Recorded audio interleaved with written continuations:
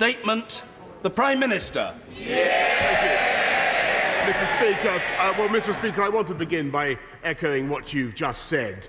My gratitude to all members of the House for assembling on a Saturday for the first time in 37 years, and indeed to all members of our House Commons staff who have worked to make this sitting possible. And I know it's meant people giving up their Saturdays, breaking into their weekends at a time when families want to be together, and of course it means missing at least the end of England's World Cup quarter-final. I apologise to the House for that, and I wish I could watch it myself. I know the honourable member for Cardiff West has postponed his 60th birthday party, if not his 60th birthday, to be here.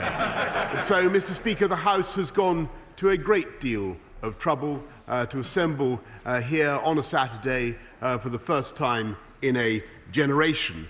And I do hope that in assembling for the purposes of a meaningful vote, that we will indeed be allowed to have a meaningful vote this evening. And with permission, Mr. Speaker, I shall make a statement on the new agreement with our European friends. And the House will need no reminding that this is the second deal and the fourth vote 3.5 years after the nation voted for Brexit. And during those years, friendships have been strained, families divided, and the attention of this House consumed by a single issue that has at times felt incapable of resolution. But I hope, Mr. Speaker, that this is the moment when we can finally achieve that resolution and reconcile the instincts that compete within us.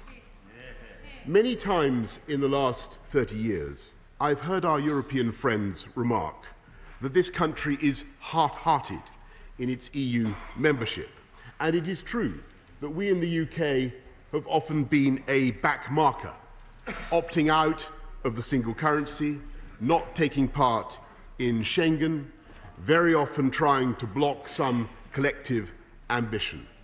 And in the last 3.5 years, it has been striking that members on all sides of this House have debated Brexit in almost entirely practical terms, in an argument that has focused on the balance of economic risk and advantage. And I don't think I can recall a time when I've heard a single member stand up and call for Britain to play her full part in the political construction of a federal Europe. And I don't think I've heard a single member call for ever closer union or ever deeper integration or a federal destiny. Mon pays Europe. Well, perhaps I've missed it, but I don't think I've heard much of it, Mr. Speaker. And there is a whole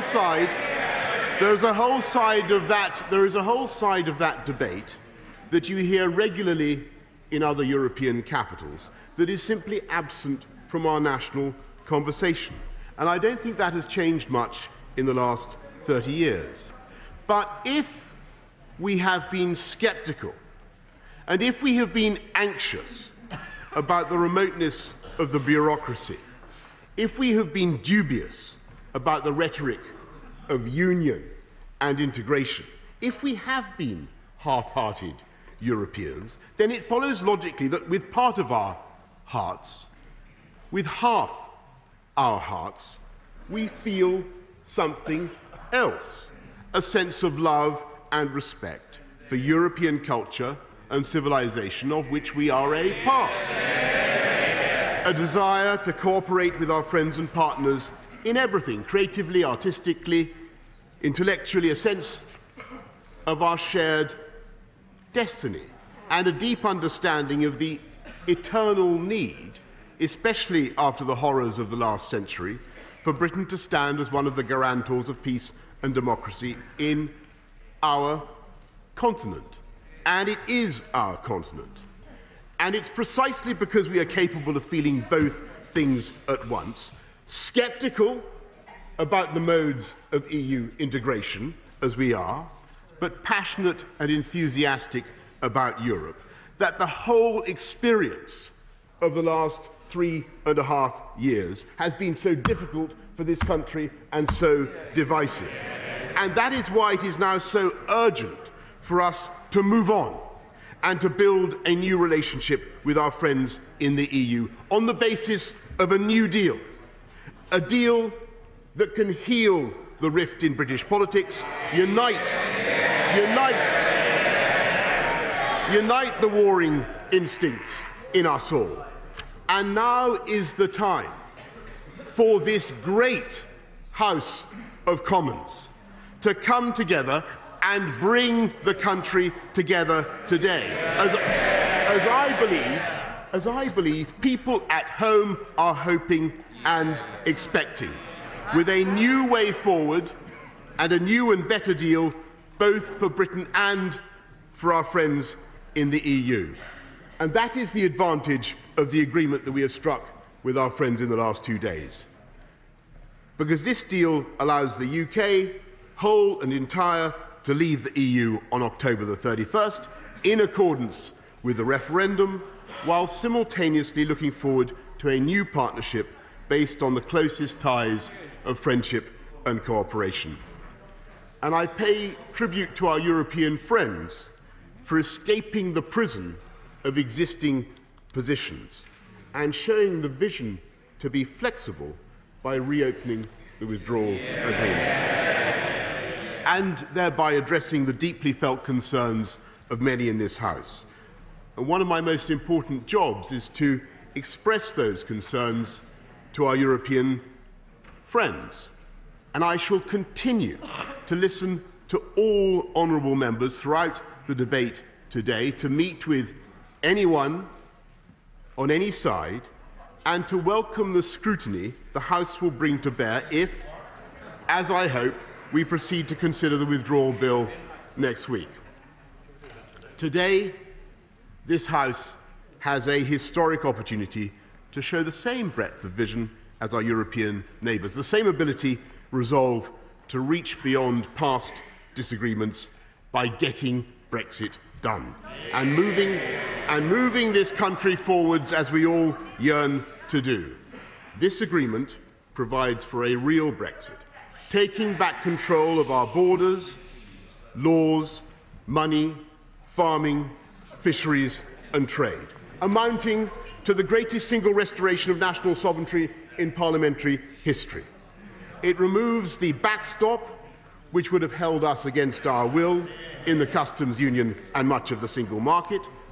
For the first time in almost 5 decades, the UK will be able to strike free trade deals with our friends across the world to benefit the whole country, including Northern Ireland. Article 4 of the protocol states Northern Ireland is part of the customs territory of the United Kingdom. It adds, nothing in this protocol shall prevent Northern Ireland from realising the preferential market access in any free trade deals on the same terms as goods produced in other parts of the United Kingdom.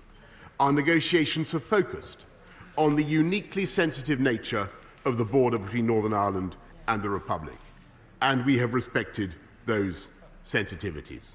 Above all, we and our European friends have preserved the letter and the spirit of the Belfast Good Friday Agreement and upheld the long-standing areas of cooperation between the UK and Ireland, including the Common Travel Area.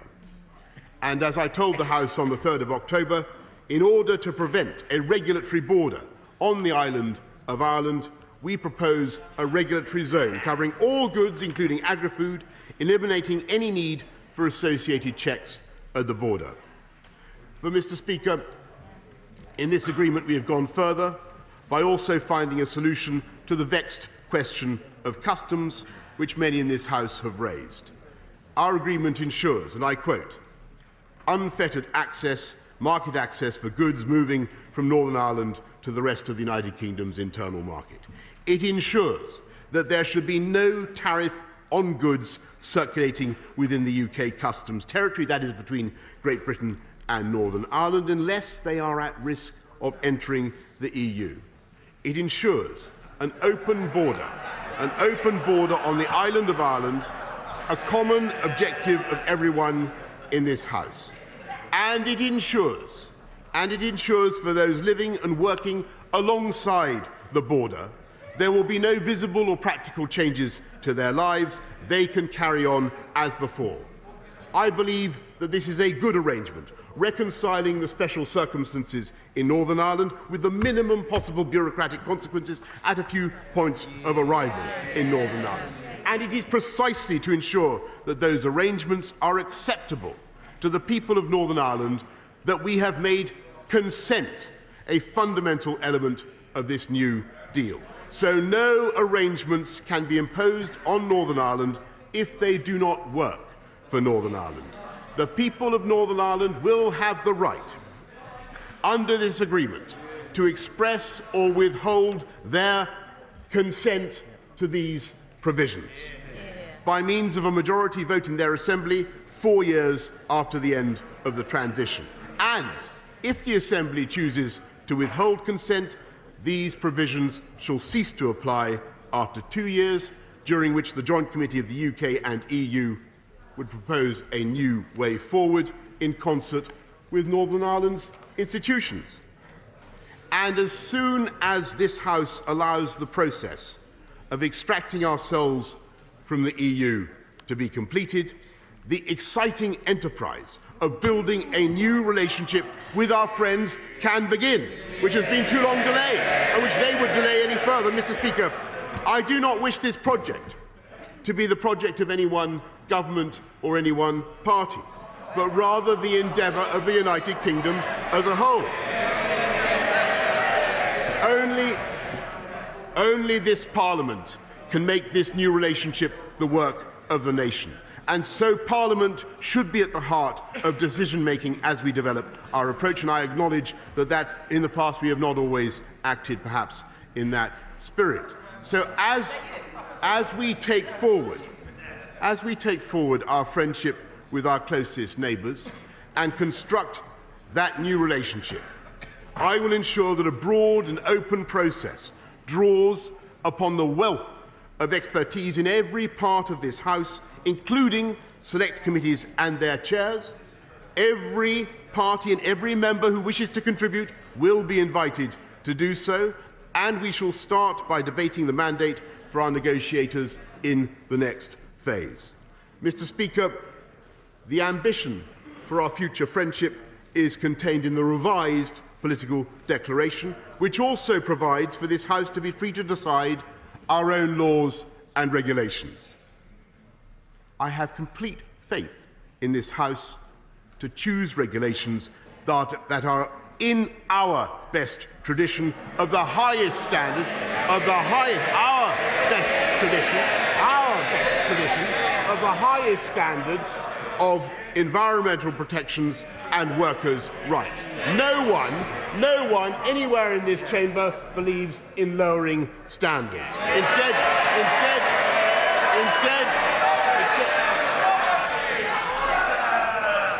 a lot of gesticulation. The statement by the Prime Minister must be heard, and it will be. The Prime Minister. Mr. Speaker, I'm grateful. No one believes in lowering standards. Instead, we believe in improving them, as indeed we will be able to do, and seizing the opportunities of our new freedoms. For example, free from the Common Agricultural Policy, we will have a far simpler system where we will reward farmers for improving our environment and animal welfare, many of whose provisions are impossible under the current arrangements, instead of just paying them for their acreage. And free from the common fisheries policy, we can ensure sustainable yields based on the latest science, not outdated methods of setting quotas.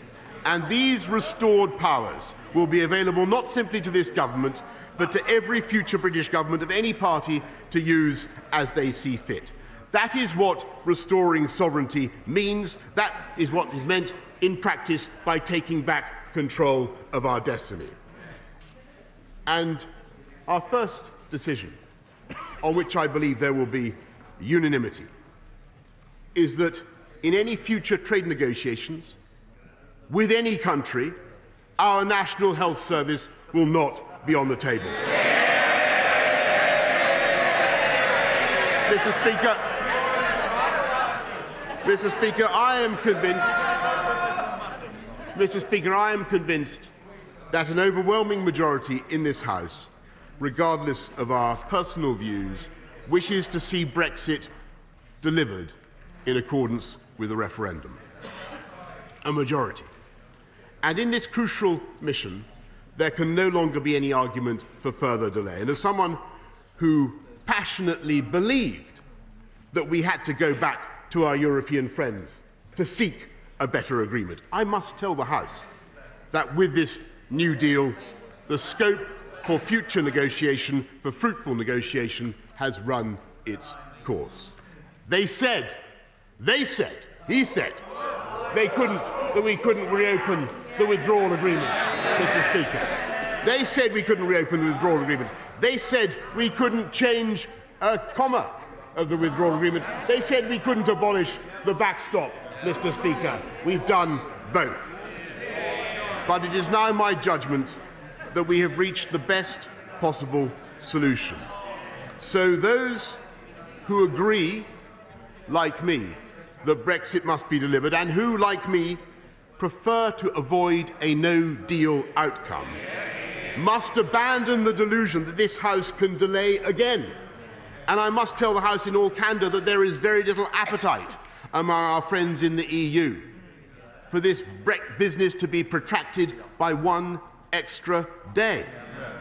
They have had 3.5 years of this debate. It has distracted them from their own projects and their own ambitions.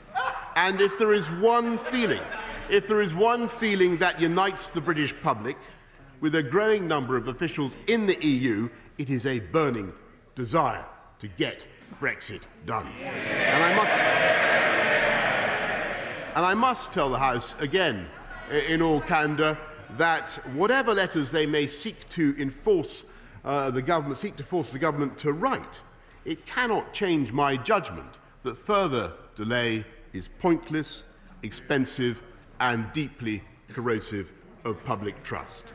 And people simply will not understand how politicians can say with one breath that they want delay to avoid no deal, and then with the next breath that they still want delay when a great deal is there to be done. Now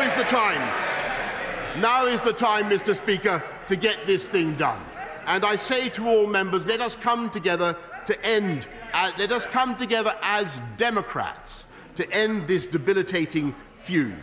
Let us come together as Democrats to get behind this deal, the one proposition that fulfills the verdict of the majority, but which also allows us to bring together the two halves of our hearts, to bring together the two halves of our nation. Let's speak now, both for the 52 and for the 48. Let's go for a deal that can heal this country. Let's go for a deal that can heal this country and can allow us all to express our legitimate desires for the deepest possible friendship and partnership with our neighbours, a deal that allows us to create a shared destiny with them, and a deal that also allows us to express our confidence in our own democratic institutions, to make our own laws, to determine our own future, to believe in ourselves once again as an open, generous, global, outward-looking, free-trading, united kingdom. That is the prospect. That is the prospect that this deal offers our country. It is a great prospect and a great deal, and I commend it to the House.